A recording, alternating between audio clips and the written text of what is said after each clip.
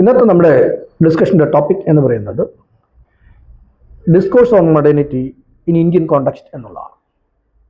അതൊരു sub ടൈറ്റിലുണ്ട്. Sub title എന്ന് പറഞ്ഞാൽ modernity and its limitation in Indian context എന്നുള്ളതാണ്. നമ്മൾ മോഡേണിറ്റിയെക്കുറിച്ച് പറയുന്നതിന് മുമ്പ് നമുക്ക് സമൂഹത്തെക്കുറിച്ച് ചെറുതായിട്ട് പറയേണ്ടതുണ്ട്. എങ്ങനെയാണ് ഈ സമൂഹത്തിനകത്ത് മോഡേണിറ്റിയുടെ ആവശ്യം എങ്ങനെയാണ് വന്നത് എന്നുള്ളതിനെക്കുറിച്ച് നമ്മൾ പറയേണ്ടതുണ്ട്. നമ്മൾ സമൂഹത്തെക്കുറിച്ച് പറയുക എന്ന് പറഞ്ഞിട്ടുണ്ടെങ്കിൽ നമുക്ക് ചരിത്രത്തിൻ്റെ ആദ്യ ബിഗിനിങ് മുതൽ പ്രിമിറ്റീവ് സൊസൈറ്റി മുതൽ പല ഓരോ സൊസൈറ്റിയും ഓരോ രീതിയിലുള്ള സിവിലൈസേഷൻ്റെ സ്വഭാവമുണ്ട്. ഓരോ സൊസൈറ്റിയും അതിൻ്റെ ആദ്യകാലം മുതൽ ക്രമേണ വളർന്ന് നൂറ്റാണ്ടുകളിലൂടെ വളർന്ന് സഹസ്രാബ്ദങ്ങളിലൂടെ വളർന്ന് ഓരോ സിവിലൈസേഷനായിട്ട് വളരുന്നതായിട്ടാണ് നമുക്ക് കാണാം. നമ്മൾ പറയും ഓരോ സൊസൈറ്റിയും ഓരോ സിവിലൈസേഷൻ്റെ പാരമ്പര്യത്തിൽ വളർന്നു വരുന്നതാണ്. ഓരോ സിവിലൈസേഷൻ എന്ന് പറയുന്നുണ്ടെങ്കിൽ അതിൻ്റെ ബിഗിനിങ്ങിൽ ഫാമിലികളായി തുടർന്ന് ഫാമിലികൾ തുടർന്ന് അത് സമൂഹമായിട്ട് മാറി, സമൂഹം വളർന്ന് അത് ക്ലാനായിട്ടോ കമ്മ്യൂണിറ്റിയായിട്ട് മാറുന്നു. ആ സമൂഹത്തിലൂടെ ഭാഷ വളരുന്നു, അല്ലെങ്കിൽ സാമൂഹ്യ ബന്ധങ്ങൾ വളരുന്നു. അതിലെ പെരുമാറ്റ മര്യാദകളും സംസാര മര്യാദകളും ഇടപെടലിൻ്റെ മര്യാദകളും അങ്ങനെ സിവിലൈസ്ഡ് ആയിട്ടുള്ള ഒരു സംസ്കാരം വളർന്നു വരുന്നു. അത് ക്രമേണ വളർന്ന് കുടുംബം, സമൂഹം, കമ്മ്യൂണിറ്റി ആയിട്ട് വളർന്ന് വലിയൊരു കോംപ്ലിക്കേറ്റഡ് ആയിട്ടുള്ള സങ്കീർണമായ സമൂഹമായിട്ട് വളരുന്നതായിട്ട് നമുക്ക് കാണാൻ പറ്റും.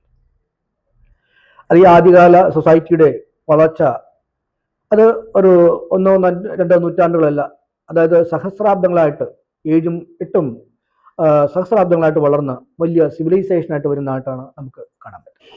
അങ്ങനെയുള്ള ഈ സമൂഹത്തിൻ്റെ ആദ്യ കാലഘട്ടങ്ങളിൽ വ്യക്തിയാണെങ്കിലും സമൂഹമാണെങ്കിലും കമ്മ്യൂണിറ്റി ആണെങ്കിലും പരസ്പര ധാരണയിലൂടെയും പരസ്പര ഇടപെടലിലൂടെയും പരസ്പരം കമ്മ്യൂണിക്കേഷനിലൂടെയും പരസ്പരം പരിഗണനയിലൂടെയും ക്രമേണ വളർന്ന് തിരിച്ചറിവിലൂടെ പരസ്പര സ്നേഹത്തിലൂടെയും ഇടപെടലുകയും വളർന്ന് സമൂഹത്തിൻ്റെ ആദ്യപടികളിലൂടെ കടന്നു പോകുന്നതായിട്ടാണ് നമുക്ക് കാണാൻ പറ്റും. ഈ പറയുന്ന ഈ സമൂഹത്തിൻ്റെ ആദ്യ സ്റ്റേജിലൂടെ സമൂഹം കടന്നു പോകുമ്പോൾ വ്യക്തിക്കോ സമൂഹത്തിനോ കമ്മ്യൂണിറ്റിയോ അവർ പരസ്പരം ഇടപെടുന്നതിലോ സംസാരിക്കുന്നതിലോ അല്ലെങ്കിൽ കാര്യങ്ങൾ നടത്തുന്നതിലോ ഒരു പ്രത്യേക നിയമമുള്ളതായിട്ട് നമ്മൾ കാണുന്നില്ല. പ്രത്യേക നിയമങ്ങളോ പ്രത്യേക റൂൾസുകളോ പ്രത്യേക കണ്ടീഷൻസോ ഉള്ളതായിട്ട് നമുക്ക് കാണാൻ പറ്റും. ഈ സ്റ്റേജിൽ സമൂഹത്തിൽ ഓരോ വ്യക്തിയും അല്ലെങ്കിൽ സൊസൈറ്റി ആഗമനമാണെങ്കിലും ഒരു ഫ്രീ ആയിട്ടുള്ള ഒരു സ്പേസാണ് ഇവർ അനുഭവിച്ചു വരുന്നത്.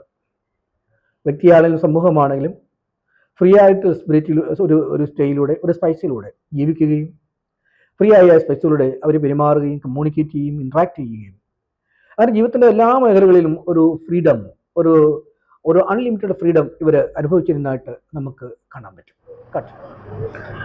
ജീവിതത്തിൻ്റെ എല്ലാ മേഖലകളിലും ഒരു ഫ്രീഡം അനുഭവിച്ചിരുന്ന ഇവർ ഒരു ഫ്രീ സ്പിരിറ്റായിട്ട് ജീവിച്ചിരുന്ന ഇവർക്ക് പ്രകൃതിയാൽ നൽകുന്ന ഒരുതരം ആനന്ദം, ഒരുതരം ഇന്നസെൻസി, ഒരു ഹാപ്പിനെസ് ഇവർ ജീവിതത്തിലുടനീളം അനുഭവിച്ചു പോരുന്നതായിട്ട് നമുക്ക് കാണാൻ പറ്റും. അങ്ങനെ ഈ സ്റ്റേജിൽ ജീവിച്ചിരുന്ന വ്യക്തിയും സമൂഹവും അവർ അനുഭവിക്കുന്ന ആ ഫ്രീഡം, അൺലിമിറ്റഡ് ഫ്രീഡം, അവർ എൻജോയ് ചെയ്യുന്ന ആ ഹാപ്പിനെസ്, ഇന്നസെൻസി, ആ ആനന്ദം അതവർക്ക് പ്രകൃതിയാൽ കിട്ടുന്നതാണെന്നും പ്രകൃതിയുടെ വരദാനമാണെന്നും അവർ വിശ്വസിച്ചു പോരുന്നു. അങ്ങനെ പ്രകൃതിയാൽ അവർക്ക് അനുഗ്രഹമായി കിട്ടുന്ന ഈ ഫ്രീഡവും ഈ ഹാപ്പിനെസ്സും ഈ ഇന്നസെൻസിയും ഈ എൻജോയ്മെൻ്റ് എല്ലാം അവരുടെ അവകാശമാണെന്ന് അവർ വിശ്വസിക്കുകയും ആ അവകാശത്തെ സംരക്ഷിച്ചു നിർത്താനുള്ള സാമൂഹ്യ സാഹചര്യവും അല്ലെങ്കിൽ ഭൗതിക സാഹചര്യവും അല്ലെങ്കിൽ പരിസരങ്ങളുടേതായിട്ടുള്ള എല്ലാ സാഹചര്യവും അവർക്ക് വേണമെന്നും അവർ ആഗ്രഹിക്കുകയും പ്രതീക്ഷിക്കുകയും ചെയ്യുന്നു. അങ്ങനെ പ്രകൃതിയാൽ കിട്ടുന്ന അനുഗ്രഹമായിരിക്കുന്ന അവരുടെ ഈ പറയുന്ന എൻജോയ്മെൻറ്റും ഫ്രീഡവും ഇന്നസെൻസിയും ഹാപ്പിനെസ് എല്ലാം ഒരു കാരണവശാലും ഒരു കാലത്തും നഷ്ടപ്പെടരുതെന്ന് അവർ ആഗ്രഹിക്കുകയും ആ അനുഭവങ്ങളുടെ പാരമ്പര്യത്തെയും ട്രഡീഷനെയും സമൂഹത്തിൻ്റെ പൊതുസ്വത്തായിട്ടും വ്യക്തിയുടെയും സമൂഹത്തിൻ്റെ പൊതുസ്വത്തായിട്ടും പൊതുവായിട്ടുള്ള കാര്യങ്ങളായിട്ടും നമ്മൾ സംരക്ഷിക്കണമെന്ന് അവർ തീരുമാനിക്കുകയും ചെയ്തതായിട്ടുള്ളതായിട്ടാണ് നമുക്ക് മനസ്സിലാവുന്നത്. അങ്ങനെയുള്ള അനുഭവങ്ങളെയും അങ്ങനെയുള്ള താല്പര്യങ്ങളെയും സംരക്ഷിച്ചു നിർത്തുന്നതിന് വേണ്ടിയിട്ടുള്ള കാര്യങ്ങൾ നമുക്ക് സാമൂഹ്യമായിട്ട് തിരിച്ചറിയണമെന്നും അത് ഭൗതികമായിട്ടുള്ള കാര്യങ്ങളെ അത് തിരിച്ചറിയണമെന്നും അങ്ങനെ സാമൂഹികവും ഭൗതികവും അല്ലെങ്കിൽ നമ്മുടെ ജീവിതത്തിൻ്റെ ചുറ്റുപാടുമായിട്ടുള്ള കാര്യങ്ങളെ അതൊരു പ്രത്യേക അവകാശങ്ങളായിട്ട് തിരിച്ചറിയണമെന്നും ആ അവകാശങ്ങളെയും കണ്ടീഷനെയും നമ്മൾ തിരിച്ചറിഞ്ഞ് മുന്നോട്ട് പോകണമെന്നും അവർ തീരുമാനിക്കുന്നതിലേക്ക് നീങ്ങുന്നതായിട്ടാണ് നമുക്ക് മനസ്സിലാക്കുന്നത്. അങ്ങനെ പ്രകൃതിയിൽ നമ്മൾ ജീവിക്കുമ്പോൾ പ്രകൃതിയാൽ നമുക്ക് ഗിഫ്റ്റായിട്ടും അനുഗ്രഹമായിട്ട് കിട്ടുന്ന നമ്മുടെ ഫ്രീഡത്തെക്കുറിച്ചുള്ള ധാരണയും അവകാശങ്ങളും, അല്ലെങ്കിൽ നമുക്ക് മറ്റ് നാച്ചുറൽ ആയിട്ടുള്ള അവകാശങ്ങൾ, അത് നമുക്ക് ജീവിതത്തിനകത്ത് സമാധാനമായിട്ട് ജീവിക്കുന്നതും ആനന്ദകരമായിട്ട് ജീവിക്കുന്നതിനുള്ള അവകാശങ്ങൾ, ഇതെല്ലാം സമൂഹത്തിൻ്റെ പൊതുവായിട്ടുള്ള അവകാശങ്ങളായിട്ട് അവരെല്ലാവരും തിരിച്ചറിയുകയില്ല. അങ്ങനെ പൊതുവായ ചില അവകാശങ്ങളെക്കുറിച്ച് ഉള്ള ധാരണയിലെത്തുകയും അവരെല്ലാവരും വ്യക്തിയും സമൂഹവും കമ്മ്യൂണിറ്റിയും എല്ലാവരും ചേർന്നിരുന്ന് അതിനെക്കുറിച്ച് ചർച്ച ചെയ്യുകയും അതിനെക്കുറിച്ച് എഗ്രിമെൻറ്റിലെത്തുകയും ഒരു കൺസെൻസിലെത്തുകയും ചെയ്തിട്ടുള്ളതായിട്ടാണ് നമുക്ക് കാണാൻ പറ്റുന്നത്. അങ്ങനെ കൺസെൻസിലെത്തിയിരിക്കുന്ന അവകാശങ്ങളായിരിക്കുന്ന എല്ലാവർക്കും ജീവിക്കണം എന്നുള്ള അവകാശവും, എല്ലാവർക്കും സ്വതന്ത്രമായിട്ട് സഞ്ചരിക്കുന്നതിനും ജീവിക്കുകയും ഇടപെടുകയും ചെയ്യുന്നുള്ള അവകാശങ്ങൾ, അതുപോലെ തന്നെ എല്ലാവർക്കും ഇതിനെല്ലാം സപ്പോർട്ട് ചെയ്തുകൊണ്ട് ജീവിത സാഹചര്യവും ഭൗതിക സാഹചര്യവും മെയിൻറ്റെയിൻ ചെയ്യണം എന്നുള്ള പരസ്പര ധാരണയോടുള്ള അവകാശങ്ങൾ, അങ്ങനെ നമ്മൾ ഈ തിരിച്ചറിഞ്ഞ പ്രകൃതി നമുക്ക് നൽകിയിരിക്കുന്ന ഗിഫ്റ്റായിരിക്കുന്ന അനുഗ്രഹങ്ങളും അല്ലെങ്കിൽ സ്വാതന്ത്ര്യവും ഈ മറ്റ് അവകാശങ്ങളെയും തമ്മിലെല്ലാം പരസ്പരം വ്യക്തിയും സമൂഹവും കമ്മ്യൂണിറ്റിയും എല്ലാം പരസ്പരം ധാരണയോടുകൂടി അതിനെ സംരക്ഷിച്ചു നിർത്തണം എന്നുള്ള അവകാശവും അധികാരവും എല്ലാവരും ഷെയർ ചെയ്യുകയും പാർട്ടിസിപ്പേറ്റ് ചെയ്യുകയും അങ്ങനെ അതൊരു ജനറൽ എഗ്രിമെൻ്റായിട്ട് മാറ്റുകയും ചെയ്തിട്ടുള്ളതായിട്ടാണ് നമുക്ക് കാണാൻ പറ്റുന്നത്. അതായത് ലോകചരിത്രത്തിൻ്റെ പല സമൂഹങ്ങളും വളർന്നു വന്നിരിക്കുന്ന സിവിലൈസേഷൻ്റെ ഒരു സ്റ്റേജിനെ കുറിച്ചാണ് നമ്മൾ ഇപ്പോൾ പറയുന്നത്. ഈ സ്റ്റേജിനെ തിരിച്ചറിഞ്ഞ പല പ്രമുഖ ചിന്തകന്മാരും വിശ്വവിഖ്യാതരായ പല ദാർശനികന്മാരും നമുക്ക് ഇന്ന് ചരിത്രത്തിൽ നമുക്ക് കാണാൻ പറ്റും. ഫ്രഞ്ച് തത്വചിന്തകനായിരിക്കുന്ന റൂസോ, ബ്രിട്ടീഷ് തത്വചിന്തകനായിരിക്കുന്ന ജോൺ ലോക്ക്, അതുപോലെ ജർമ്മൻ തത്വചിന്തകനായിരിക്കുന്ന ഇമ്മാനുവൽ കാന്റ് എന്നിവരെല്ലാം സിവിലൈസേഷൻ്റെ ഈ വളർച്ചയെ തിരിച്ചറിഞ്ഞിട്ടുള്ളവരാണ്. മനുഷ്യരാശിയുടെ വളർച്ചയുടെ ഈ സ്റ്റേജിനെ ഇവർ പൊതുവെ വിളിക്കുന്ന സ്റ്റേറ്റ് ഓഫ് നേച്ചർ എന്നുള്ളതാണ്. എല്ലാ സമൂഹത്തിൻ്റെയും തുടക്കത്തിൽ ഇതുപോലുള്ള സ്റ്റേറ്റ് ഓഫ് നേച്ചറുകൾ നമുക്ക് കാണാൻ പറ്റുന്നതാണ്. എല്ലാ സമൂഹത്തിൻ്റെയും തുടക്കത്തിൽ ഇതുപോലെ സ്റ്റേറ്റ് ഓഫ് നേച്ചറിൻ്റെ വളർച്ച നമുക്ക് കാണാൻ പറ്റുമെങ്കിലും ചില പ്രത്യേകമായിട്ടുള്ള ചില സിവിലൈസേഷൻ്റെ വളർച്ചയിൽ നമുക്ക് പ്രത്യേകമായിട്ട് ഇത് കാണാൻ പറ്റുന്നതാണ്. ഉദാഹരണമായിട്ട് ഇൻഡസ് വാലി സിവിലൈസേഷൻ്റെ വളർച്ചയിൽ നമുക്കത് കാണാൻ പറ്റുന്നതാണ്.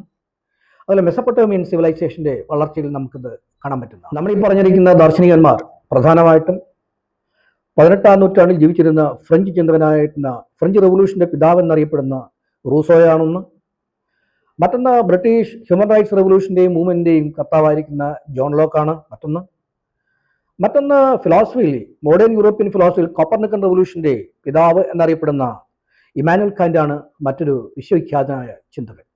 ഇവരെല്ലാം കൂടി ഡിസ്കസ് ചെയ്ത് ഡെവലപ്പ് ചെയ്തൊരു സങ്കല്പം, ആ സങ്കല്പം നമുക്ക് ഈ സിവിലൈസേഷനിൽ കാണാൻ പറ്റുന്നതാണ്. ആ സങ്കല്പമാണ് സ്റ്റേറ്റ് ഓഫ് നേച്ചർ എന്ന് പറയുന്നത്. അങ്ങനെ ഈ സ്റ്റേറ്റ് ഓഫ് നേച്ചറിൽ അന്നത്തെ ജനങ്ങൾ അവർ പരസ്പരം ചർച്ച ചെയ്ത് പരസ്പരം എഗ്രിമെൻറ്റിൽ ഏർപ്പെട്ട് പരസ്പരം ഷെയർ ചെയ്ത് പരസ്പരം പാർട്ടിസിപ്പേറ്റ് ചെയ്ത് എല്ലാവരും ആകമാനം കോമണായിട്ട് സ്വീകരിച്ചിരുന്ന മനുഷ്യനെക്കുറിച്ചുള്ള സങ്കല്പങ്ങൾ, പ്രകൃതിയാൽ അവർക്ക് കിട്ടിയിരിക്കുന്ന അവകാശങ്ങളെക്കുറിച്ചുള്ള സങ്കല്പങ്ങൾ, അവർക്ക് കിട്ടിയിരുന്ന ഫ്രീഡത്തെക്കുറിച്ചുള്ള സങ്കല്പങ്ങൾ, അവരുടെ സമൂഹത്തെക്കുറിച്ചും അല്ലെങ്കിൽ മതപരമായ കാര്യങ്ങളും സാംസ്കാരികമായ കാര്യങ്ങളും അല്ലെങ്കിൽ മറ്റെല്ലാ കാര്യങ്ങളും കാലാന്തരത്തിൽ ചരിത്രത്തിൽ എവിടെയോ വെച്ച് നഷ്ടപ്പെട്ടു പോയതായിട്ടാണ് നമുക്ക് കാണാൻ പറ്റുന്നത്. അത് എങ്ങനെയൊക്കെയാണ് നഷ്ടപ്പെട്ടു പോയത് എന്നുള്ളതിനെക്കുറിച്ച് നമ്മൾ അന്വേഷിക്കുകയാണെങ്കിൽ നമുക്ക് വളരെ അത്ഭുതകരമായ ചില സത്യങ്ങൾ കണ്ടെത്താൻ പറ്റുന്നതാണ്. അതായത് മനുഷ്യരെ രക്ഷിക്കാൻ എന്നുള്ള രീതിയിലെ വ്യാഖ്യാന തുടങ്ങിക്കുന്ന മതങ്ങളുടെ നെഗറ്റീവായിട്ടുള്ള ചില ഇടപെടലുകൾ, അതുപോലെ ഫ്യൂഡൽ വ്യവസ്ഥയുടെ ശക്തമായ കടന്നുകയറ്റം, അതുപോലെ ചില ഏലിയൻ ഫോഴ്സുകളുടെ കടന്നുകയറ്റം, ഇങ്ങനെയുള്ള ഘടകങ്ങളുടെ കടന്നുകയറ്റം ഈ സ്റ്റേറ്റ് ഓഫ് നേച്ചർ ജനങ്ങൾ എൻജോയ് ചെയ്തിരുന്ന അവരുടെ നാച്ചുറലായിട്ടുള്ള അവരുടെ ഫ്രീഡവും അല്ലെങ്കിൽ അവരുടെ അവകാശങ്ങളും അവരുടെ സാമൂഹിക സാംസ്കാരികമായ അവസ്ഥകളും എല്ലാം നശിക്കാൻ കാരണമായി തീരുന്നതായിട്ടാണ് നമുക്ക് കാണാൻ പറ്റുന്നത്. ഈ ഒരവസ്ഥ, അതായത് മനുഷ്യന് എല്ലാ രീതിയിലും എല്ലാം നഷ്ടപ്പെട്ട ഒരവസ്ഥ ലോകത്ത് മിക്കവാറും എല്ലാ രീതിയിലുള്ള സിവിലൈസേഷൻ്റെയും സ്റ്റേറ്റ് ഓഫ് നേച്ചറിൻ്റെയും അവസാന ഭാഗത്ത് നമുക്ക് കാണാൻ പറ്റുന്നതാണ്. ഈ കാലഘട്ടത്ത് എല്ലാ സ്റ്റേറ്റ് ഓഫ് നേച്ചറിലും എല്ലാ സിവിലൈസേഷൻ്റെയും സ്റ്റേറ്റ് ഓഫ് നേച്ചറിൽ ഒരുതരം അന്ധകാരം പടർന്നു പിടിക്കുന്നതായിട്ട് നമുക്ക് കാണാൻ പറ്റും. അത് യൂറോപ്പിലാണെങ്കിലും ഇന്ത്യയിലാണെങ്കിലും ലോകത്തെല്ലാം സിവിലൈസേഷൻ ഈ സ്റ്റേറ്റ് ഓഫ് നേച്ചർ പൂർണ്ണ വളർച്ചയെത്തിയതിനു ശേഷം ചില അന്ധകാരത്തിലൂടെ കടന്നു പോകുന്നതായിട്ട് നമുക്ക് കാണാൻ പറ്റും. മനുഷ്യൻ്റെ വ്യക്തിത്വത്തെക്കുറിച്ചുള്ള കാഴ്ചപ്പാട് നഷ്ടപ്പെടുക, അവൻ്റെ യുക്തിസങ്കല്പത്തെക്കുറിച്ചുള്ള കാഴ്ചപ്പാട് നഷ്ടപ്പെടുക, അവൻ്റെ ഫ്രീഡം നശിച്ചു പോവുക, അതുപോലെ അവൻ്റെ സാമൂഹികമായ അവസ്ഥകളും ബന്ധങ്ങളും നശിച്ചു പോവുക, അതുപോലെ സമൂഹത്തെക്കുറിച്ചും അല്ലെങ്കിൽ മറ്റ് സംസ്കാരത്തെക്കുറിച്ചും എല്ലാമുള്ള ബന്ധങ്ങളും അല്ലെങ്കിൽ കാഴ്ചപ്പാടുകളും നശിച്ചു പോവുക. അങ്ങനെയെല്ലാം സമൂഹം പുതിയൊരു അന്ധകാരത്തിലേക്ക് കുത്തുന്നതായിട്ട് നമുക്ക് കാണാൻ പറ്റുന്നു. ഈ കാലഘട്ടം യൂറോപ്പിൻ്റെ ചരിത്രത്തിലാണെങ്കിലും ഇന്ത്യയുടെ ചരിത്രമാണെങ്കിലും അതുപോലെ മറ്റ് പല രാജ്യങ്ങളുടെയും ചരിത്രമാണെങ്കിലും ഈ കാലഘട്ടത്തെ നമ്മൾ അന്ധകാര യുഗം എന്നാണ് അറിയപ്പെടുന്നത്. ഈ അന്ധകാര യുഗത്തിൽ മനുഷ്യൻ്റെ യുക്തിബോധം വേണ്ട രീതിയിൽ വർക്ക് ചെയ്യാതിരിക്കുക, അവൻ്റെ സമൂഹമായിട്ടുള്ള അല്ലെങ്കിൽ അവൻ്റെ ജീവിത ചുറ്റുപാടുകളുമായിട്ടുള്ള അവൻ്റെ റിയലിസ്റ്റിക് കോൺഷ്യസ് നശിച്ചു പോവുക, ശരിയായ സാമൂഹ്യ ബന്ധങ്ങൾ ഇല്ലാതാവുക, ശരിയായിട്ടുള്ള അന്വേഷണവും ചിന്തകളും അസ്തമിച്ചു പോവുക, മാത്രവുമല്ല സയൻസിൻ്റെ പോസിബിലിറ്റി ഇല്ലാതാവുക, പൊളിറ്റിക്സിൻ്റെ പോസിബിലിറ്റി ഇല്ലാതാവുക, അവൻ്റെ എല്ലാ രീതിയിലുള്ള ഹ്യൂമനിസ്റ്റിക് അല്ലെങ്കിൽ ഹ്യൂമാനിറ്റേറിയൻ പോസിബിലിറ്റി ഇല്ലാതെയായിക്കൊണ്ട് ഈ സമൂഹം കംപ്ലീറ്റ്, ഇപ്പോൾ യൂറോപ്പിൻ്റെ അന്ധകാര യുഗമാണെങ്കിലും ഇന്ത്യയുടെ അന്ധകാര യുഗമാണെങ്കിലും ജനങ്ങൾ കംപ്ലീറ്റ് ഏകദേശം 1500ഓളം വർഷക്കാലം ഒരു നിബിഡമായ അന്ധകാരത്തിലൂടെ നീങ്ങുന്നതായിട്ടാണ് നമുക്ക് കാണാൻ പറ്റുന്നത്. നമ്മൾ നേരത്തെ പറഞ്ഞിരിക്കുന്ന പോലെ അതിന് പ്രധാനപ്പെട്ട കാരണങ്ങൾ ഇതൊക്കെയാണ്. അതായത് മതത്തിൻ്റെ വളരെ ശക്തമായ രീതിയിലുള്ള നെഗറ്റീവായിട്ട് മനുഷ്യനെ കടന്നുപിടിക്കുക, അത് ഫ്യൂഡൽ വ്യവസ്ഥയുടെ വളരെ ശക്തമായ ഇടപെടലിലൂടെ മനുഷ്യൻ്റെ സാമ്പത്തിക സാമൂഹികമായ കാര്യങ്ങളെ അടിച്ചമർത്തുകയും ചൂഷണത്തിന് വിധേയമാക്കുകയും ചെയ്യുക, അതുപോലെ ചില ഏലിയൻ ഫോഴ്സുകളുടെ മതപരവും കൾച്ചറൽ സാംസ്കാരികപരമായിട്ടുള്ള ചില കടന്നുകയറ്റം, അത് ശക്തമായ റേഷ്യൽ ബ്രാഹ്മണിക് പ്രാക്ടീസിലൂടെ ഒരു സമൂഹത്തെ ഒരു സിവിലൈസേഷനെ കംപ്ലീറ്റ് നശിപ്പിക്കുക. ഇങ്ങനെയുള്ള എലമെൻറ്റിലൂടെയാണ് ഈ സമൂഹം അന്ധകാരയുഗത്തിൽ മനുഷ്യൻ നശത്തിലേക്ക് നീങ്ങുന്നതായിട്ടാണ് നമുക്ക് കാണുന്നത്. അങ്ങനെ ലോകത്തിൻ്റെ എല്ലാ സ്ഥലത്തും അന്ധകാരം 1000-1500 വർഷക്കാലം പടർന്നു പിടിച്ചിരുന്നു എങ്കിലും ചില ഏരിയകളിൽ, പ്രത്യേകിച്ച് യൂറോപ്പ് പോലുള്ള സ്ഥലങ്ങളിൽ ചില ഏരിയകളിൽ സ്വതന്ത്ര ചിന്താഗതി ഇഷ്ടപ്പെടുന്ന ചില ആളുകൾ മുന്നോട്ട് വരുന്നതായിട്ട് നമുക്ക് കാണാൻ പറ്റും. സ്വതന്ത്രമായ യുക്തിബോധത്തോടുള്ള അന്വേഷണം, സ്വന്തമായ രീതിയിലുള്ള ചിന്താ പദ്ധതി, സ്വന്തമായുള്ള അഭിപ്രായ പ്രകടനം, സ്വന്തമായ രീതിയിലുള്ള ചില സയൻറ്റിഫിക് ആയിട്ടുള്ള അന്വേഷണങ്ങളും ചില മെത്തേഡുകളും ഡെവലപ്പ് ചെയ്യുക. അങ്ങനെ ഈ അന്ധകാരത്തിൻ്റെയും അല്ലെങ്കിൽ ഫ്യൂഡലിസത്തിൻ്റെയും അല്ലെങ്കിൽ ഈ റേസിസ്റ്റ് പ്രാക്ടീസിൻ്റെയും ഒരു നടുവിൽ നിന്ന് അല്ലെങ്കിൽ അതിനെ ധിഖരിച്ചുകൊണ്ട്, അതിനെ സ്പ്ലിറ്റ് ചെയ്തുകൊണ്ട്, അതിനെ കീറിമുറിച്ചുകൊണ്ട് ചിന്തകളുടെയും ഫ്രീഡത്തിൻ്റെയും അന്വേഷണത്തിൻ്റെയും ചില ഗ്ലിംസുകൾ, ചില വെളിച്ചങ്ങൾ നമുക്ക് വിതറുന്നതായിട്ട് നമുക്ക് കാണാൻ പറ്റും. അങ്ങനെ ഇവ മതത്തിൻ്റെ നിബിഡമായ അന്ധകാരത്തിൻ്റെ കരങ്ങളിൽ നിന്ന് സമൂഹത്തെ മോചിപ്പിക്കുന്നതിന് വേണ്ടിയിട്ട് ശക്തമായ രീതിയിൽ മനുഷ്യൻ്റെ സ്വതന്ത്രമായ ചിന്താഗതിയെ രൂപപ്പെടുത്തിയെടുക്കുക, യുക്തിബോധത്തെ രൂപപ്പെടുത്തിയെടുക്കുക, അന്വേഷണത്തെ രൂപപ്പെടുത്തിയെടുക്കുക, അതുപോലെ പുതിയ സാമൂഹ്യ ബന്ധങ്ങളെയും ഓപ്പൺ സൊസൈറ്റിയെയും രൂപപ്പെടുത്തിയെടുക്കുക. അങ്ങനെ ക്രമേണ ഗ്രാജുവലായിട്ട് യൂറോപ്പിലെ മതാന്ധകാരത്തിൽ നിന്നും ചർച്ചിൻ്റെ പിടുത്തത്തിൽ നിന്നും സമൂഹത്തെയും വ്യക്തിയെയും അല്ലെങ്കിൽ മനുഷ്യൻ്റെ സംസ്കാരത്തെയും സാമൂഹ്യ ബന്ധങ്ങളെയും ഫ്രീ ആയിട്ട് മാറ്റുകയും അതിനൊരു സ്വതന്ത്രമായ ചിന്താലോകവും സ്വതന്ത്രമായ ഒരു കമ്മ്യൂണിക്കേഷൻ്റെ ലോകവും സ്വതന്ത്രമായ ലാംഗ്വേജിൻ്റെയും പ്രവൃത്തിയുടെയും അല്ലെങ്കിൽ അന്വേഷണത്തിൻ്റെയും ലോകം രൂപപ്പെടുത്തിയെടുക്കുന്നതിലേക്ക് ഇവർ നീങ്ങുകയും ചെയ്തിട്ടുള്ളതാണ് നമുക്ക് കാണാൻ. ഇങ്ങനെയുള്ള മൂവ്മെൻറ്റുകൾ നമുക്ക് ചില പ്രധാന ഫീൽഡിൽ സംഭവിക്കുന്നതായിട്ട് കാണാൻ പറ്റും. ഒന്ന് മതത്തിൻ്റെ ഫീൽഡിൽ, മറ്റൊന്ന് സയൻസ് ആൻഡ് ടെക്നോളജിയുടെ ഫീൽഡിൽ, മറ്റൊന്ന് ഫിലോസഫിയുടെ ഫീൽഡിൽ, മറ്റൊന്ന് പൊളിറ്റിക്സിൻ്റെയും പൊളിറ്റിക്കൽ തോട്ടിൻ്റെയും ഫീൽഡിൽ നമുക്ക് ഇങ്ങനെയുള്ള മൂവ്മെൻറ്റുകളും ഇങ്ങനെയുള്ള ശക്തമായ ഇടപെടലും കാണാൻ പറ്റില്ല. അതിൽ മതത്തിൻ്റെ ഫീൽഡാണെങ്കിൽ മാർട്ടിൻ ലൂതർ കിങ്ങിൻ്റെ നേതൃത്വത്തിലുണ്ടായിരുന്ന പ്രൊട്ടസ്റ്റന്റ് മൂവ്മെൻ്റാണ് ഏറ്റവും പ്രധാനപ്പെട്ട.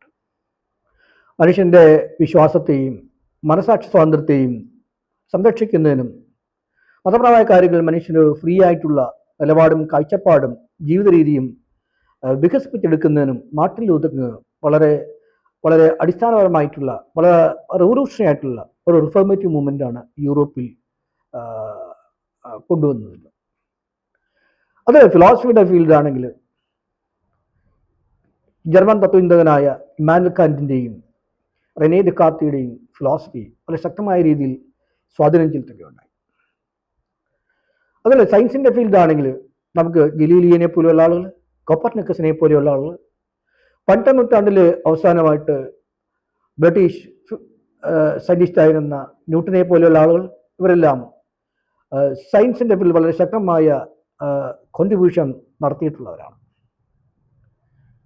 അതിൽ പൊളിറ്റിക്സിൻ്റെയും പൊളിറ്റിക്കൽ ഫിലോസഫിയുടെയും ഫീൽഡിൽ ഫ്രഞ്ച് ചിന്തകന്മാരായിരിക്കുന്ന റൂസോ, മൊണ്ടസ്ക്യൂ, മൊണ്ടേഗ്യൻ, അത് ബ്രിട്ടീഷ് ചിന്തകന്മാരായിരിക്കുന്ന ലോക്ക്, തോമസ് ഹോബ്സ്, ഇവരെല്ലാം പൊളിറ്റിക്കൽ ഫീൽഡിൽ പൊളിറ്റിക്സിനും പൊളിറ്റിക്കൽ തോട്ടിനും കോൺസ്റ്റിറ്റ്യൂഷനും വളരെയധികം ശക്തമായ സംഭാവനകൾ നൽകിയിട്ടുള്ളവരാണ്. ഇവരുടെ എല്ലാം പ്രവർത്തനത്തിൻ്റെയും ഇടപെടലിൻ്റെയും ഫലമായി യൂറോപ്പ് ഏകദേശം 16ാം നൂറ്റാണ്ട് മുതൽ 17, 18, 19 നൂറ്റാണ്ടുകളിലൂടെ യൂറോപ്പിലാകമാൻ ഒരു മോഡേൺ സിവിലൈസേഷൻ എന്ന് പറയുന്ന ഒരു സിവിലൈസേഷൻ രൂപപ്പെടുകയും ഈ മോഡേൺ സിവിലൈസേഷൻ്റെ ഭാഗമായി യൂറോപ്പ് പല സ്റ്റേജുകളിലേക്ക് കടന്ന് എൻലൈറ്റ്മെൻറ്റിലേക്ക് എത്തുകയും ചെയ്തിട്ടാണ് നമുക്ക് കാണാൻ പറ്റുന്നത്.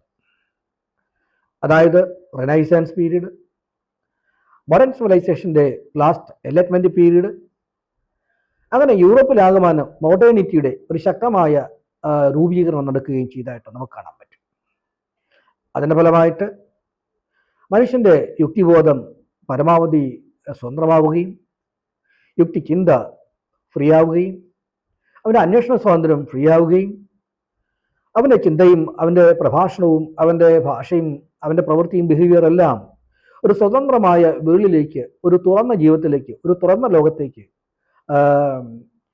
നീങ്ങുകയും അങ്ങനെ വ്യക്തിയും സമൂഹവും രാജ്യവും ഒരു തുറന്ന ലോകത്തേക്ക് വളരെ സ്വതന്ത്രപരമായ ഒരു ഒരു ഡെമോക്രാറ്റിക് ഒരു പാറ്റേണിലേക്ക് നീങ്ങുകയും ചെയ്തിട്ടുള്ളതായിട്ട് നമുക്ക് കാണാൻ പറ്റുന്നതാണ്. അങ്ങനെ നമ്മൾ ഈ പറഞ്ഞിരിക്കുന്ന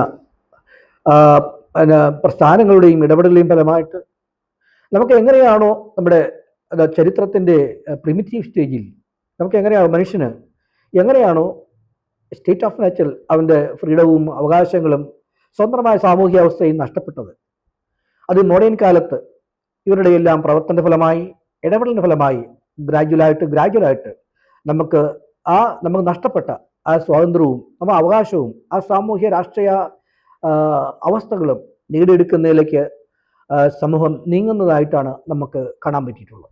ഓക്കെ, അങ്ങനെ നമ്മൾ നിരന്തരമായ പരിശ്രമത്തിലൂടെയും ത്യാഗത്തിലൂടെയും നേടിയെടുത്ത മനുഷ്യൻ്റെ അവകാശങ്ങളെക്കുറിച്ചുള്ള ധാരണകളും സ്വാതന്ത്ര്യത്തെക്കുറിച്ചുള്ള ധാരണകളും അവൻ്റെ ലക്ഷ്യങ്ങളും അവൻ്റെ കടമകളെല്ലാം ചേർത്തുകൊണ്ട് ഒരു സമൂഹത്തിനും രാഷ്ട്രത്തിനും അല്ലെങ്കിൽ എല്ലാവർക്കും ലോകത്തിനുമായിട്ട് വേണ്ടിയിരിക്കുന്ന എല്ലാമായിരിക്കുന്ന പ്രത്യയശാസ്ത്രത്തെയും പൊളിറ്റിക്സിനെയും അതുപോലെ തന്നെ അതുമായിട്ട് ബന്ധപ്പെട്ട എല്ലാ പ്രിൻസിപ്പിൾസിനെയും നിയമങ്ങളെയും സമാഹരിച്ചുകൊണ്ട് വളരെ മനോഹരമായി എഴുതി ചിട്ടപ്പെടുത്തി എല്ലാവരും അക്സെപ്റ്റ് ചെയ്തിരിക്കുന്ന പ്രമാണ ഗ്രന്ഥമാണ് നമ്മൾ ഇന്ന് ഭരണഘടന അഥവാ കോൺസ്റ്റിറ്റ്യൂഷൻ എന്ന് വിളിക്കുന്നത്.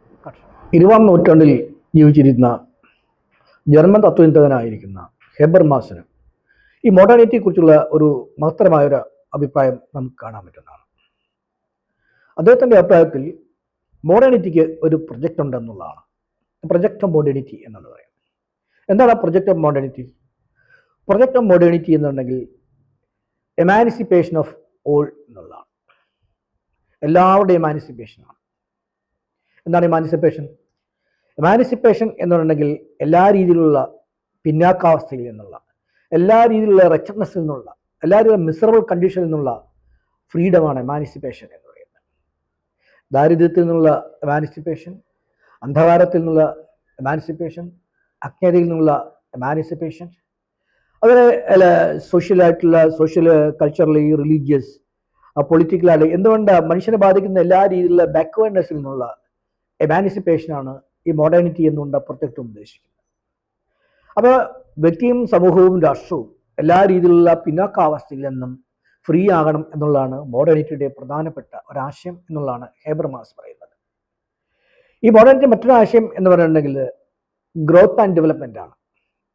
അതായത് സമൂഹത്തിലെ എല്ലാ ആസ്പെക്റ്റുകളും, മനുഷ്യൻ്റെ എല്ലാ ജീവിത മേഖലകളിലും ശരിയായിട്ടുള്ള ഡെവലപ്മെൻറ്റും ശരിയായിട്ടുള്ള വളർച്ചയും വേണമെന്നുള്ളതാണ് മോഡേണിറ്റിയുടെ മറ്റൊരു പ്രധാനപ്പെട്ട ആശയം. വിദ്യാഭ്യാസപരമായ ഡെവലപ്മെൻറ്റ് വേണം, സാമ്പത്തികമായ ഡെവലപ്മെൻറ്റ് വേണം, സാമൂഹ്യമായ ഡെവലപ്മെൻറ്റ് വേണം, രാഷ്ട്രീയപരമായിട്ടുള്ള ശക്തിയും ഡെവലപ്മെൻറ്റ് വേണം.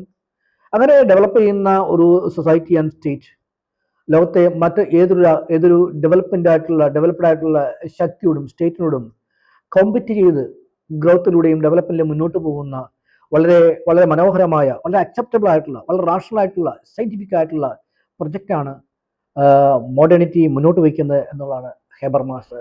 ഈ പ്രൊജക്റ്റ് ഓഫ് മോഡേണിറ്റി എന്ന് പറയുന്നുണ്ടെങ്കിൽ മോഡേണിറ്റിയായിട്ട് ബന്ധപ്പെട്ട് അതിൻ്റെ ഒരു പൊളിറ്റിക്കൽ, ഡെമോക്രാറ്റിക്, സയൻറ്റിഫിക് ആയിട്ടുള്ള ഒരു ആശയമാണ്. ഇത് ഇന്ന് ലോകത്തിലെ എല്ലാ അക്സെപ്റ്റഡ് ആയിട്ടുള്ള കോൺസ്റ്റിറ്റ്യൂഷനകത്തും ഇത് ഉൾക്കൊള്ളിച്ചിട്ടുണ്ടെന്നുള്ളതാണ് നമുക്ക് കാണാൻ പറ്റും. ഇത് ലോകത്തുള്ള എല്ലാ രീതിയിലുള്ള സ്റ്റേറ്റുകളിലും, ഡെമോക്രാറ്റിക് സ്റ്റേറ്റ് ആയിക്കോട്ടെ, അല്ലെങ്കിൽ സോഷ്യലിസ്റ്റ് സ്റ്റേറ്റ് ആയിക്കോട്ടെ, വെസ്റ്റേൺ ആയിക്കോട്ടെ, ഓർ ഈസ്റ്റേൺ ആയിക്കോട്ടെ, എല്ലാ സ്റ്റേറ്റുകളുടെയും കോൺസ്റ്റിറ്റ്യൂഷനിലെ പ്രധാനപ്പെട്ട പ്രൊജക്റ്റ്, പ്രധാനപ്പെട്ട ഐഡിയ, പ്രധാനപ്പെട്ട ലക്ഷ്യങ്ങളും ഉദ്ദേശങ്ങളും ഈ പ്രൊജക്റ്റ് ഓഫ് മോഡേണിറ്റിയാണ്. ഈ പ്രൊജക്റ്റ് ഓഫ് മോഡേണിറ്റി ഉൾക്കൊള്ളിച്ചുകൊണ്ടാണ് കോൺസ്റ്റിറ്റ്യൂഷൻ രൂപപ്പെടുത്തുന്നതും അത് വർക്കൗട്ട് ചെയ്യുന്നതും. ഇന്ന് എല്ലാ മോഡേൺ കോൺസ്റ്റിറ്റ്യൂഷനകത്തും നമ്മൾ ഉൾപ്പെടുത്തിയിരിക്കുന്നത് ഈ പ്രൊജക്റ്റ് ഓഫ് മോഡേണിറ്റിയാണ്. ഇന്ത്യൻ കോൺസ്റ്റിറ്റ്യൂഷനകത്തും നമ്മൾ ഉൾക്കൊള്ളിച്ചിരിക്കുന്നത് ഈ പ്രൊജക്ട്സ് ഓഫ് മോഡേണിറ്റിയാണ്. എന്തൊക്കെയാണത്? Truth and justice, emancipation of all, and growth and development. നമ്മുടെ പ്രധാനപ്പെട്ട ടോപ്പിക് എന്ന് പറയുന്നത് discourse on modernity in Indian context എന്നുള്ളതാണ്.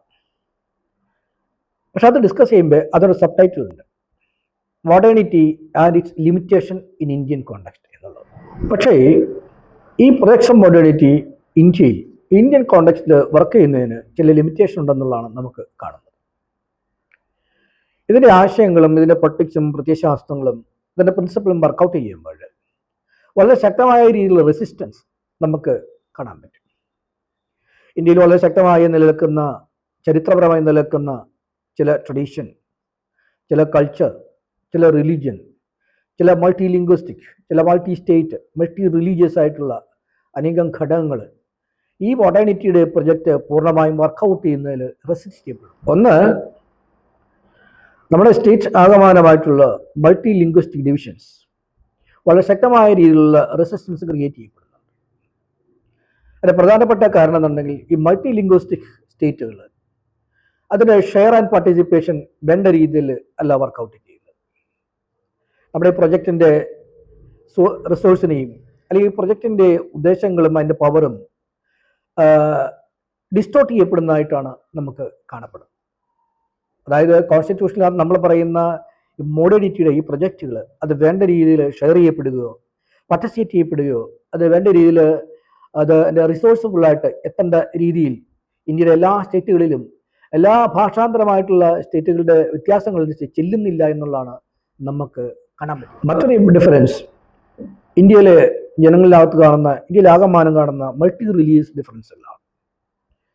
ഈ ഡൈവേഴ്സിറ്റിയും മൾട്ടി റിലീജിയസ് ആയിട്ടുള്ള കാഴ്ചപ്പാടും ഇന്ത്യൻ റിലീജിയനിൽ കാണുന്നത് നമ്മൾ ഇന്ത്യൻ കോൺസ്റ്റിറ്റ്യൂഷൻ കാണുന്ന ഈ മോഡേൺ പ്രൊജക്റ്റിനെ അല്ലെങ്കിൽ അതിനകത്ത് നമ്മൾ കാണുന്ന ഉദ്ദേശങ്ങളും ലക്ഷ്യങ്ങളും അതിൻ്റെ പ്രിൻസിപ്പിളും വേണ്ട രീതിയിൽ സാക്ഷാത്കരിക്കുന്നതിലേക്കായിട്ട് എല്ലാ റിലീജിയനും ഒരുപോലെ ഷെയർ ചെയ്യപ്പെടുന്നില്ല എന്നുള്ളതാണ്. അല്ലെങ്കിൽ എല്ലാ റിലീജിയനും ഒരേ രീതിയിൽ ഷെയർ ചെയ്യുകയോ പാർട്ടിസിപ്പേറ്റ് ചെയ്യുകയോ അല്ലെങ്കിൽ മോഡേൺ പ്രൊജക്റ്റിൻ്റെ ആ ഒരു ബെനിഫിറ്റുകളെ അല്ലെങ്കിൽ ആ ഷെയറിനെ അതിൻ്റെ റിസോഴ്സുകളെ വേണ്ട രീതിയിൽ ഉൾക്കൊള്ളുന്നതിനുള്ള ആറ്റിറ്റ്യൂഡ് വേണ്ട രീതിയിൽ വെച്ച് പുലർത്തുന്നില്ല എന്നുള്ളതാണ് നമുക്ക്. ഈ പ്രോബ്ലം പരിഹരിക്കണമെങ്കിൽ ഇന്ത്യയിലെ റിലീജിയൻസ് ഡിഫറൻസ് വെച്ച് പുലർത്തുന്ന, അതായത് ഡിഫറൻറ്റ് രീതിയിലുള്ള ആറ്റിറ്റ്യൂഡ്, അതായത് ഇക്വാളിറ്റി പ്രിൻസിപ്പിൾസിന് എതിരെയുള്ള ആറ്റിറ്റ്യൂഡുകളെല്ലാം നിർത്തലാക്കണം എന്നുള്ളതാണ്. മറ്റു രീതിയിൽ പറഞ്ഞാൽ എല്ലാ റിലീജിയനും ഒരേ ആറ്റിറ്റ്യൂഡോടുകൂടി, ഒരേ സ്പിരിറ്റോടുകൂടി ഇന്ത്യൻ റിസോഴ്സിനെ അല്ലെങ്കിൽ നമ്മൾ പറയുന്ന പ്രൊജക്റ്റ് ഓഫ് മോഡേണിറ്റിയിലെ റിസോഴ്സിനെ ഉൾക്കൊള്ളുന്ന രീതിയിലേക്ക് ഏകമാന സ്വഭാവമുള്ള കാഴ്ചപ്പാടോടുകൂടിയും അല്ലെങ്കിൽ ഏകമാന സ്വഭാവമുള്ള പാർട്ടിസിപ്പേഷനോടുകൂടിയും ഈ പ്രൊജക്ട് മോഡേണിറ്റിയെ ഉൾക്കൊണ്ടുകൊണ്ട് മുന്നോട്ട് പോകണം എന്നുള്ളതാണ് ഞാൻ കണ്ടുവരുന്നത്. ഓക്കെ, മറ്റൊരു രീതിയിൽ പറഞ്ഞിട്ടുണ്ടെങ്കിൽ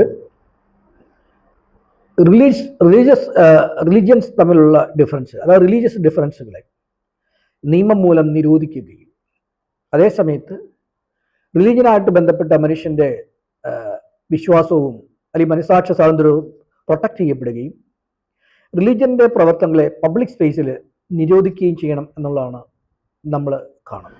കുറച്ചുകൂടെ നമ്മൾ വ്യക്തമായിട്ടും ഭംഗിയായിട്ടും പറയുകയാണെങ്കിൽ നമ്മുടെ രാജ്യത്തിൻ്റെ പബ്ലിക് സ്പേസുകൾ, അത് സൊസൈറ്റി ആയിട്ട് പൊളിറ്റിക്കൽ സ്പേസ് ആയിക്കോട്ടെ, എല്ലാ രീതിയിലുള്ള പബ്ലിക് സ്പേസുകളിലും റിലീജിയൻ്റെ ഇടപെടലിൽ നിന്ന് ഫ്രീ ആയിട്ട് പ്രൊട്ടക്റ്റ് ചെയ്ത് ഒരു പബ്ലിക് സ്റ്റാറ്റസോടുകൂടി ഓരോ വ്യക്തിക്കും സമൂഹത്തിനും ഫ്രീ ആയിട്ട് ഇടപെടുന്ന, റിലീജിയൻ്റെ ടേംസ് ആൻഡ് കണ്ടീഷൻ ഇല്ലാതെ ഫ്രീ ആയിട്ട് ഇടപെടുന്ന സ്പേസ് ആയിട്ട് നിയമപരമായിട്ട് ഡിക്ലെയർ ചെയ്യുകയും അങ്ങനെ സമൂഹത്തിൻ്റെ പബ്ലിക് സ്പേസുകളെല്ലാം ഫ്രീ ആയിട്ട് മാറ്റുകയും ചെയ്യണം എന്നുള്ളതാണ് നമുക്ക് കാണാൻ പറ്റുന്നത്.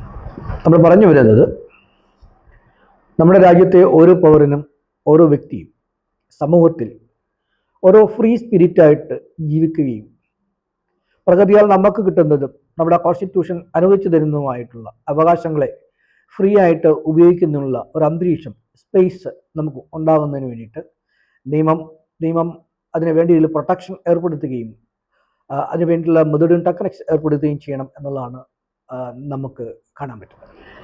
മറ്റൊരു കാര്യം നമുക്ക് പ്രത്യേകമായിട്ട് പറയാനുള്ളത്, ഈ modernity and its limitation in Indian context എന്ന് പറയുമ്പോൾ മോഡേണിറ്റി ആയിട്ട് ബന്ധപ്പെട്ട് അതിനെതിരെ ശക്തമായിട്ട് റെസിസ്റ്റൻസ് ക്രിയേറ്റ് ചെയ്യുന്ന മറ്റൊരു പ്രധാനപ്പെട്ട ഘടകം എന്ന് പറഞ്ഞാൽ, ഇന്ത്യയിൽ ചരിത്രപരമായി നിലനിൽക്കുന്ന അല്ലെങ്കിൽ ഇന്ത്യൻ ചില ട്രഡീഷൻ്റെ ഭാഗമായിട്ട് നിലനിൽക്കുന്ന ചാതുർവർണ്ണയത്തിൻ്റെ പ്രവർത്തനങ്ങളെ പൂർണ്ണമായിട്ടും നിരോധിക്കണം എന്നുള്ളതാണ് നമ്മൾ കണ്ടുവരുന്നത്. ചാതുർവർണ്ണയം എന്ന് പറഞ്ഞാൽ ബ്രാഹ്മണിക്കലായിട്ടുള്ള എല്ലാ രീതിയിലുള്ള ഇടപെടലുകളും, അതിൻ്റെ ബേസിക് ആയിട്ടുള്ള പ്രിൻസിപ്പിളും, അതിൻ്റെ ബേസിക് ആയിട്ടുള്ള ഗ്രന്ഥങ്ങളും, അതിൻ്റെ ബേസിക് ആയിട്ടുള്ള എല്ലാ രീതിയിലുള്ള ഇടപെടലും വ്യാപനവും എല്ലാം നിയമം മൂലം നിരോധിക്കുകയും അതുപോലെ അതിൻ്റെ പിൻകാലങ്ങളിലുള്ള വികാസവും പരിണാമമായിരിക്കുന്ന ജാതി വ്യവസ്ഥയെ പൂർണ്ണമായിട്ട് ഇന്ത്യയിൽ നിന്ന് നിയമം മൂലം നിരോധിക്കുകയും ചെയ്യണം എന്നുള്ളതാണ് നമ്മൾ കണ്ടുവരുന്നത്. നമ്മൾ ഇന്ന് കാണുന്ന മോഡേൺ കാലഘട്ടത്തിൽ കാണുന്ന ജാതി വ്യവസ്ഥ അഥവാ കാസ്റ്റ് സിസ്റ്റം എന്ന് പറയുന്ന ട്രഡീഷണൽ ആയിട്ടുള്ള ഹിസ്റ്റോറിക്കലായിട്ട് നിലനിന്ന് പോരുന്ന സാമൂഹ്യമായ അവസ്ഥ, അത് ഒരു രീതിയിലും മറ്റൊരു രീതിയിൽ സമൂഹത്തിൻ്റെ എല്ലാ മേഖലകളിലും നമുക്ക് ഇപ്പോഴും കാണാൻ പറ്റുന്നതാണ്. അത് ഫിസിക്കലായിട്ടും ഇൻ്റലക്ച്വലായിട്ടും എല്ലാ മേഖലയിലും വർക്ക് ചെയ്യുന്നു. സോഷ്യലും ഇക്കണോമിക്കലും പൊളിറ്റിക്കലുമായിട്ടും എല്ലാ ഏരിയയിലും അത് വർക്ക് ചെയ്യുന്നുണ്ട്. നമ്മുടെ പ്രൊജക്ട് ഓഫ് മോഡേണിറ്റി എന്ന് പറയുന്ന അതിൻ്റെ പ്രിൻസിപ്പിൾസ്, അതിൻ്റെ ഡോക്ട്രിൻസ്, അതിൻ്റെ ആശയങ്ങൾ, അതിൻ്റെ കാഴ്ചപ്പാടുകൾ, അതിൻ്റെ ശരിയായുള്ള ഒബ്ജക്റ്റീവ്സ്, അതായത് അതിൻ്റെ പ്രൊജക്ട്സ്, മോഡേണിറ്റിയുടെ പ്രൊജക്ട്സ്, അത് വേണ്ട രീതിയിൽ വളരെ എഫിഷ്യൻ്റായിട്ട് സഫിഷ്യൻ്റായിട്ട് അത് വർക്ക് ചെയ്യുകയും അത് വേണ്ട രീതിയിൽ അതിൻ്റെ റിസൾട്ട് പ്രൊഡ്യൂസ് ചെയ്ത് നമ്മുടെ ഇന്ത്യയിലെ എല്ലാ ജനങ്ങളിലേക്കും അതിൻ്റെ റിസൾട്ട് എത്തുകയും ചെയ്യണമെങ്കിൽ നമ്മൾ കാണുന്ന ഈ പറയുന്ന ചാതുർവർണ്ണയത്തിൻ്റെ, ജാതി വ്യവസ്ഥയുടെ, ബ്രാഹ്മണിക് സോഷ്യൽ ഓർഡർ എല്ലാ രീതിയിലും ഇന്ത്യയിൽ നിന്ന് നിരോധിക്കുകയും വ്യക്തിയെയും സമൂഹത്തെയും രാഷ്ട്രത്തെയും അതിൻ്റെ നീരാളിപ്പിടുത്തുനിന്ന് എത്രയും പെട്ടെന്ന് രക്ഷിക്കുന്നതിന് വേണ്ടി ശക്തമായ രീതിയിലുള്ള നിയമവ്യവസ്ഥ ഉണ്ടാക്കുകയും അങ്ങനെ നമ്മൾ പറയുന്ന മോഡേണിറ്റിയുടെ ഫലങ്ങൾ അത് റാഷണലായിട്ടും ഡെമോക്രാറ്റിക്കായിട്ടും സയൻറ്റിഫിക്കായിട്ടും പൊളിറ്റിക്കലായിട്ടും അതിൻ്റെ എല്ലാ രീതിയിലുള്ള റിസൾട്ടുകളും എല്ലാവരിലേക്കും ചെല്ലുന്നതിലേക്ക് ഓരോ വ്യക്തിക്കും സമൂഹത്തിനും രാജ്യത്തിൻ്റെ എല്ലാ ഏരിയകളിലും അതിൻ്റെ ബെനിഫിറ്റും റിസൾട്ടും എത്തുന്നതിലേക്ക് വ്യക്തിയും സമൂഹവും രാഷ്ട്രവും അതിൻ്റെ നിയമനിർമ്മാണത്തിൽ ഏർപ്പെടണം എന്നുള്ളതാണ് എനിക്ക് പറയാനുള്ളത്. നമ്മൾ പറഞ്ഞു വന്നിരുന്ന പോലെ കോൺസ്റ്റിറ്റ്യൂഷനകത്ത് നമ്മൾ ലയിപ്പിച്ച് ചേർത്തിരിക്കുന്ന മോഡേണിറ്റിയുടെ പ്രൊജക്റ്റുകൾ അതെങ്ങനെയാണ് വർക്കൗട്ട് ചെയ്യേണ്ടതെന്നുള്ള ചില കാര്യങ്ങൾ കോൺസ്റ്റിറ്റ്യൂഷനകത്ത് തന്നെ പറഞ്ഞിട്ടുണ്ട്. ഒന്ന്, കോൺസ്റ്റിറ്റ്യൂഷനകത്ത് പറഞ്ഞിരിക്കുന്ന അത് സോഷ്യലായിട്ടുള്ള കാര്യങ്ങൾ, അത് സോഷ്യൽ പ്രിൻസിപ്പിൾസിനെ വേണ്ടിയിൽ വർക്കൗട്ട് ചെയ്യുക, അതുമായിട്ട് ബന്ധപ്പെട്ട് ശരിയായിട്ടുള്ള സോഷ്യൽ മൊറാലിറ്റി, കോൺസ്റ്റിറ്റ്യൂഷണൽ മൊറാലിറ്റി എന്നിവ നന്നായിട്ട് നടപ്പിലാക്കുക. അതുപോലെന്നുണ്ടെങ്കിൽ സോഷ്യൽ ഡെമോക്രസി നന്നായിട്ട് രാജ്യമാകാനും സമൂഹത്തിനകത്തും രാജ്യത്തും നടപ്പിലാക്കുക.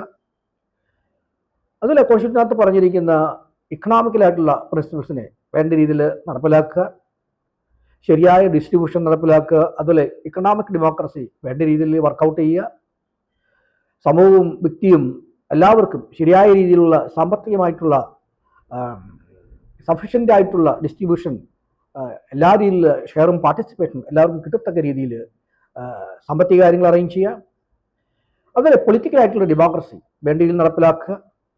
രാജ്യത്താകമാനം ഒരു പൊളിറ്റിക്കലി ഓറിയൻറ്റഡ് ആയിട്ടുള്ള ഡെമോക്രാറ്റിക് പ്രോസസ്സ്, നമ്മുടെ ഇലക്ഷൻ പ്രോസസ്സ് പോലെ, അതിൽ പവർ ഷെയറിങ് പോലെ, സീറ്റ് ഷെയറിങ് പോലെ, പൊളിറ്റിക്കലായിട്ട് എല്ലാ കാര്യങ്ങളും പാർട്ടിസിപ്പേറ്റ് ചെയ്യുന്നതും ഷെയർ ചെയ്യുന്നതിനും ഇക്വാളിറ്റി പ്രിൻസിപ്പിൾ അനുസരിച്ച് വർക്കൗട്ട് ചെയ്യുന്നതിനുള്ള മാനദണ്ഡങ്ങൾ വേണ്ട രീതിയിൽ നടപ്പിലാക്കുക. അങ്ങനെ social morality, economic morality, political morality എന്നീ പ്രിൻസിപ്പിൾ വേണ്ട രീതിയിൽ സമൂഹത്തിനകത്ത് വർക്കൗട്ട് ചെയ്യുക. അതുകൂടാതെ തന്നെ ഈ എന്താ പറയുക, ഈ കോൺസ്റ്റിറ്റ്യൂഷൻ നടപ്പിലാക്കുമ്പോൾ അതിനുള്ള ലിമിറ്റേഷനെ മറികടക്കാനായിട്ട് വ്യക്തിക്കും സമൂഹത്തിനും രാജ്യഭാഗമായി ശരിയായിട്ടുള്ള കോംപ്രിഹെൻസീവായിട്ടുള്ള വിദ്യാഭ്യാസം നടപ്പിലാക്കുക. പ്രത്യേകിച്ച് നിയമ കോൺസ്റ്റിറ്റ്യൂഷനെ കുറിച്ചുള്ള വിജ്ഞാനം, അതുപോലെ നിയമത്തിനെ കുറിച്ചുള്ള വിജ്ഞാനം, അതുപോലെ സയൻസ് ആൻഡ് ടെക്നോളജിക്ക് പ്രാധാന്യം കൊടുത്തുള്ള വിജ്ഞാനം രാജ്യത്താകമാനം എല്ലാ സമൂഹത്തിനും കിട്ടത്തക്ക രീതിയിൽ നടപ്പിലാക്കുക. പ്രത്യേകിച്ച് നമ്മുടെ കോൺസ്റ്റിറ്റ്യൂഷനകത്ത് നമ്മൾ പറഞ്ഞിരിക്കുന്ന ചില ഐഡിയൽസ് ആയിരിക്കുന്ന ഇക്വാളിറ്റി പ്രിൻസിപ്പിൾ നടപ്പിലാക്കുക, ഫ്രാറ്റേണിറ്റി പ്രിൻസിപ്പിൾ വളരെ ശക്തമായിട്ട് നടപ്പിലാക്കുക, അതുപോലെ ഫ്രീഡം എല്ലാവർക്കും കിട്ടത്തക്ക രീതിയിലെല്ലാം സ്ട്രോങ് ആയിട്ട് നടപ്പിലാക്കുക. അതുപോലെ ജസ്റ്റിസ് സങ്കല്പം വേണ്ട രീതിയിൽ അത് അത് എക്കണോമിക്കൽ ജസ്റ്റിസ്, പൊളിറ്റിക്കൽ ജസ്റ്റിസ്, അതുപോലെ ഡെമോക്രാറ്റിക് ജസ്റ്റിസ് എന്ന് വേണ്ട രീതിയിൽ നടപ്പിലാക്കുക. ഇതെല്ലാം കൂടാതെ നമ്മുടെ കോൺസ്റ്റിറ്റ്യൂഷനകത്ത് നമ്മൾ പറഞ്ഞിരിക്കുന്ന ഡെമോക്രസി എല്ലാ രീതിയിലും നടപ്പിലാക്കുക, സെക്യുലറിസം വളരെ സ്ട്രോങ് ആയിട്ട് നടപ്പിലാക്കുക. അതുപോലെ എല്ലാത്തിൻ്റെയും എൻഡായിരിക്കുന്ന കോൺസ്റ്റിറ്റ്യൂഷൻ്റെയും സമൂഹത്തിൻ്റെയും ഗവൺമെൻറ്റിൻ്റെയും എല്ലാം എൻഡായിരിക്കുന്ന ലക്ഷ്യമായിരിക്കുന്ന സോഷ്യലിസ്റ്റ് പ്രിൻസിപ്പിൾ വേണ്ട രീതിയിൽ നടപ്പിലാക്കുക. എന്നിവയെല്ലാം കൂടിയാണ് നമുക്ക് ഈ മോഡേണിറ്റിയുടെ പ്രൊജക്ട്സ് ഇന്ത്യയിൽ നടപ്പിലാക്കുന്നതിനുള്ള, അതിനെതിരെയുള്ള റെസിസ്റ്റൻസ് ഇല്ലാതാക്കുന്നതിനും അതിനെതിരെ ലിമിറ്റേഷൻ ഇല്ലാതാക്കുന്നതിനുള്ള മെത്തേഡും ടെക്നിക്കും ways and means.